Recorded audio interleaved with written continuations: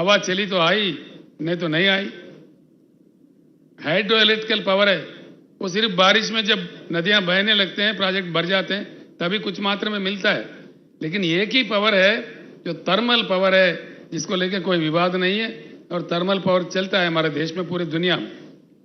Thermal power बनाने के लिए जो कोयला चाहिए, वो कोयला हमारे देश में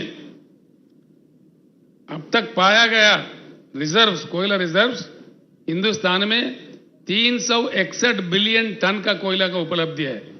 मैं यही बात आपसे विनम्र पूर्वक प्रार्थना करता हूं, मेरे बात को जरूर चर्चा में ले आए गांव में, कि जरूरत से ज्यादा पानी है। केसीआर ने कहा यह सच है कि झूठ है, चर्चा कीजिए, उसका निकालिए, पढ़े लिखे लोगों को पूछिए, इरिगेशन अधिकारियों से पूछिए। भारत में बिजली, आप चौंक पड़ोगे, आप चौंक जाओगे। जो आपके केंद्र सरकार, पीछे का केंद्र सरकार, राज्यों के सरकार जो गुमराह कर रहे हैं, जो निजीकरण कर रहे हैं, वो सरासर गलत है। इसलिए मेरा प्रपोजल है, भारत परिवर्तन का यह भी एक हिस्सा है, पूरे राष्ट्रीय ऊर्जा पॉलिसी को भी बदल देना चाहिए। इसलिए कि हमारे पास जिस प्रकार का कोयला उपलब्ध है, हाइड्रो इलेक्ट्रिकल बिजली, सोलार का बिजली और थर्मल बिजली जो कोयला से बनता है, तीनों को संतुलित करके अगर देश के लिए दिया जाए, पूरे भारत के छोटे छोटे गांवों से लेकर बड़े बड़े शहरों तक, छोटे छोटे उद्योग से लेकर बड़े उद्योगों तक, और पूरे जगह बिजली पर्याप्त देने के लिए 150 साल तक के लिए यह पर्याप्त है कोयला। ये मेरे आंकड़े नहीं है, ये मेरी कल्पना नहीं है, ये केंद्र सरकार के आंकड़े हैं, कोयला मंत्रालय के आंकड़े हैं। इसलिए मैं बार बार कह रहा हूं, इस बात को आप अपने गांव में चर्चा कीजिए। क्यों हमको गुमराह किया जा रहा है? बिजली दे सकते हुए, बिजली बना सकते हुए क्यों निजीकरण कर दे रहे हैं बिजली कंपनीज को? और हमारे देश में इतना भरपूर कोयला है जो 150 साल तक के लिए पर्याप्त है, उसके बावजूद क्यों कोयला ऑस्ट्रेलिया से मंगाया जा रहा है? क्यों कोयला आज कई अन्य देशों से मंगाया जा रहा है? इस बात को हमको समझना चाहिए, ये रूट मुद्दे हैं। इसलिए मैं आपसे प्रार्थना करता हूं, किसान भाइयों, हम जब तक एकत्रित ना हो, हमारा समस्या का कोई समाधान नहीं निकलेगा। बड़ा दुख होता है, इतने धनवान महाराष्ट्र राज्य में किसान का आत्महत्या रोज का 8 का 7 का 9 का 10 का आंकड़ा में जाता है। क्या यही हमारा किस्मत है किसानों का? एक ही समाधान सब साफ कर सकता है, एक ही हमारा, अगर हम प्रतिज्ञा ले ले, सारे किसान चुनाव के समय इकट्ठे रहे, किसानों को पार्टी को खड़ा करे, तब जाके हमारा बिल्कुल समस्या सुलझ सकता है। इसमें मुझे कोई शक नहीं। तेलंगाना राज्य में वहां लोगों ने तेलंगाना राज्य भी प्राप्त किया, इकट्ठे होकर लड़के, उसके बाद में किसान सरकार बनाया। बालके जी ने सारा बता दिया वहां क्या क्या दिया जाता है।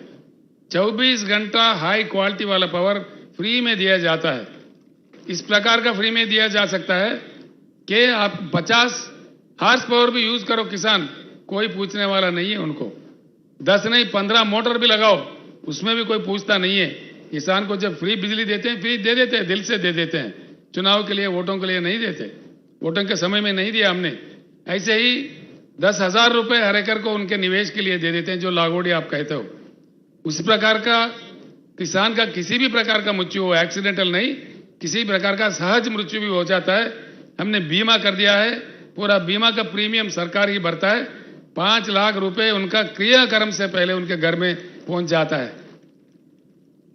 किसान का पैदावारी जो है, धान उगाते हैं तेलंगाना में ज्यादा, हर एक दाना पूरा का पूरा सरकारी खरीदता है।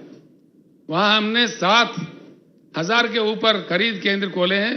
पूरे किसान अपने गांव में ही, वहीं के में उनको ना मंडी जाना पड़ता है, ना सेठों के बीटों के पास में जाना पड़ता है, ना चिट्ठी लेके पैसों के लिए घूमना पड़ता है। मैं जानता हूं महाराष्ट्र में कैसा कैसा दिया जाता है। ये मैं जिस एरिया में खड़ा हूं, ये पूरा गन्ना का एरिया है। गन्ना के दाम के लिए हर साल क्यों किसानों को लड़ना पड़ता है? क्या कमी है? क्या दम नहीं है सरकार में इतना भी? एक साल में बुला के इसको सुलझ दे। हम लड़ाई है नहीं लड़े, ये बात नहीं है। शरद जोशी के जमाने से कितने लड़ाइयां लड़े। प्याज उगता है, उसका दाम नहीं मिलता।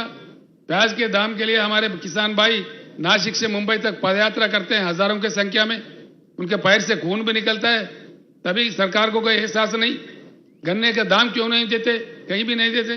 गन्ने के पैसे कैसे देते, 3 महीने में, 4 महीने में, 5 महीने में देते हैं, एक बार नहीं आता है।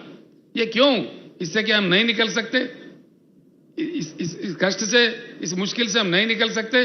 बराबर निकल सकते हैं हम अगर एकजुट हो जाओ। किसान का सरकार आ जाए तो उनके सर पे बैठ के दिला देगा, सब कुछ मिल जाएगा, इसमें कोई चमत्कार नहीं है। इसलिए मेरा प्रार्थना है आप सब लोगों से, किसान जब तक एकत्रित ना हो कुछ नहीं बदलने वाला है। पार्टी बदलते रहेंगे। अब समझिए आप कर्नाटक में हाल में चुनाव हुआ, वहां भारतीय जनता पार्टी हार गया, कांग्रेस सरकार आ गया, क्या कुछ बदलने वाला है? वहां पे कुछ नहीं बदलेगा, वही पॉलिसी चलते रहेगा, वही पुराने ही कथाएं सुनने पड़ेंगे। इसीलिए मेरी प्रार्थना है, चुनाव में पार्टियां जीतना नहीं है। जब से हमारे भारत में चुनाव में जनता जीतने का रवैया शुरू होगा, तब से भारत बदलेगा। जनता को जीतना चाहिए, जनता को अपेक्षा जीतना चाहिए।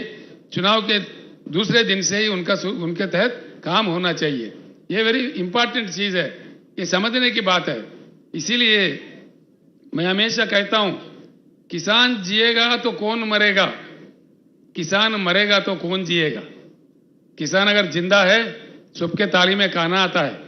किसान अगर खत्म है तो सबके तालियां सूख जाएंगी, कौन जी सकता है।